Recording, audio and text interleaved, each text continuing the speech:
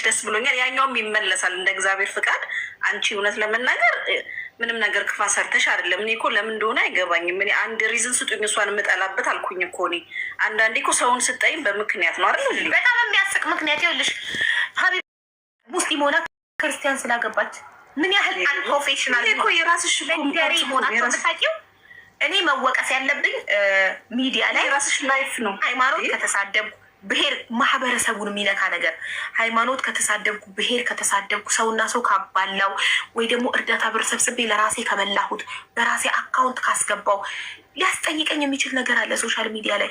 የራሴ ፐርሰናል ላይፍ አይደለም ኦርቶዶክስ ስላገባው ቀርቶ ለምን ጅብ አላገባም ከፈለግኩ የኛ ሶሻሊቲ ምንድነው ታውቂያለሽ? ችግሩ ሀብዬ የራስሽ የግል የሆነ ላይፍ አያውቁ፣ የራስሽን የግል ፍላጎት። አሁን አንቺ መብትና ግዴታሽን አያውቁም። አሁን እኔ ልዘዝሽ ይልሻል። አንቺ እኮ ሰው የመውደድ የመጥላት አንቺ የፈለግሽውን የማድረግ በገዛ ህይወትሽ ማንም አያገባውም እኮ እንዴ።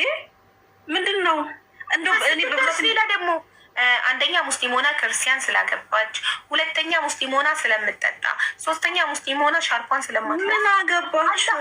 አላህ ነው እኔን የሚቀጣኝ። ባለ ፀጉሬን ባለመሸፈኔ እኔን የሚጠይቀኝ የፈጠረኝ አምላክ ነው፣ የኔ አምላክ ነው የሚጠይቀኝ።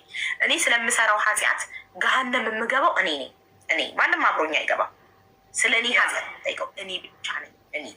እንትን ብናቅ በቃ የመብትና ግዴታችን ሰዎችን አንድ ሰው ፍላጎት አለ የራሱ። አንቺ ትልቅ ሰው ነሽ፣ ቤተሰብ ያለሽ፣ ትዳር ያለሽ፣ ልጅ ያለሽ። አንቺን ጋይድ ማድረግ እኮ አይችሉም። አንቺ እኮ ጭንቅላት አለሽ። ምን ማድረግ ምን እንደማላረግ እንዳለብሽ አለ እንዴ። እኛ በቀደር እንላችሁ ቦይ ፍሰሱ የሚባል ነገር በጣም ነው የሚገርመኝ። እግዚአብሔር አምባገነንነት ይኸውልሽ፣ ይሄ አምባገነን ሴት ስትበጣቸው አይወዱም። እዛ ጋር ተሰብስበው እንደ ሴት ሺቲና ድሪያን የቀራቸው እሱን እኔ ቤት ልናሰባስብላቸው አስበናል። ሺቲ ድሪያ፣ ቡና፣ እጣን ታዋጫለሽ። እሺ አሰባስበን ቪዲዮ ከፍተው ሺቲና ድሪያቸውን ለብሰው ቡናቸውን አፍልተው እጣናቸውን እየጨሱ ሀቢባ እያሉ ይሙ በደንብ አንድ ላይ ሴሪሞኒው እንዲከምል ማለት ነው። እውነት ለመናገር ይልሻቡ ማርያም፣ እውነት ለመናገር መንግስት እዚህ በኤምባሲ ደረጃ መስራት የማይችለውን ነው እየሰራሽ ያለሽው። በደንብ ነው የማሽቃብጠው። ስንት ምስኪኖች፣ ስንት መናገር የማይችሉ ስንት መንግስት ኤምባሲ የሚሰራውን ስራ አንቺ ሰርተሽ ብዙዎቹን ከእሳት ውስጥ አወጥተሻል፣ ከብዙ አድነሻል። ያን እንኳን ለምን አይታያቸውም? እኔ ያልገባኝ ነገር እኔ እሱ ነው። እሱ ለምን አይታያቸውም?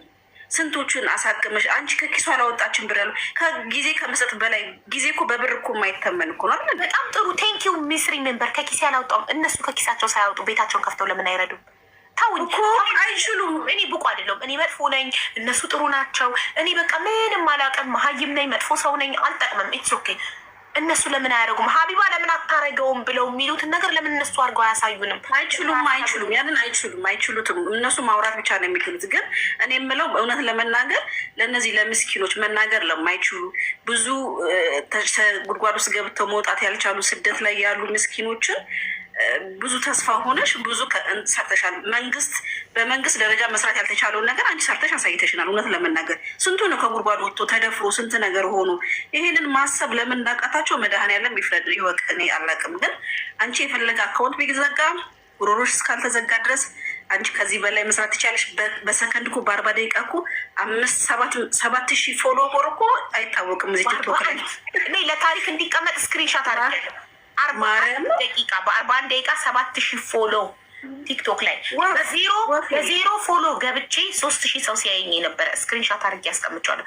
እኔ ሀቢባ ነኝ። እኔ ቲክቶክ አካውንት አይደለም እኔ ነኝ። ሰው አካውንቱን ብሎ አይደለም የሚመጣው፣ የፎሎውን ብዛት ብሎ አይደለም የሚመጣው፣ እኔን ብሎ ነው የሚመጣው። እኔ በዜሮ አካውንት ከከፈትኩ ይመጣል ህዝቤ።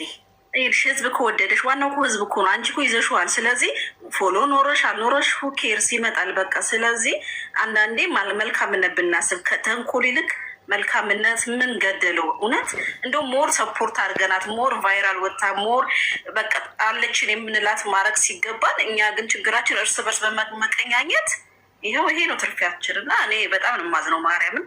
ግን ያው እግዚአብሔርን የያዘ ምንም አይሆንም። አንቺ መልካም ስራ ስለምትሰሪ ብቻ ይኸው እየታየ ነው።